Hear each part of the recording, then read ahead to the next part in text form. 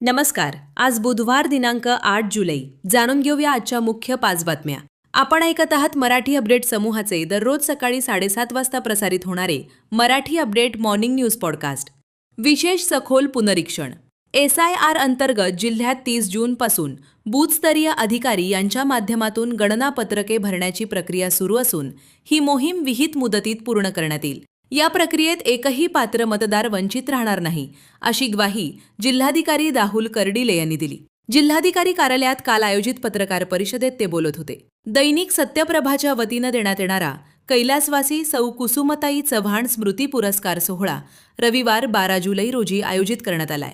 यावेळी खासदार अशोकराव चव्हाण व ज्येष्ठ विधिज्ञ खासदार उज्ज्वल निकम यांची विशेष उपस्थिती असणार आहे, अशी माहिती देण्यात आली आहे. लोहा शहरातील शिक्षक कॉलनी परिसरात 6 जुलै रोजीच्या रात्री 11च्या सुमारास आरोपी पती विशाल सुरेश जाधव याने चारित्र्यावर संशय घेत प्रथम मारहाण व नंतर गावठी कट्ट्यातून 3 गोळ्या झाडत पत्नीचा खून करण्याचा प्रयत्न केल्याची घटना घडली आहे. दरम्यान पत्नीवर खासगी रुग्णालयात उपचार सुरू असून पुढील तपास लोहा पोलीस करत आहेत.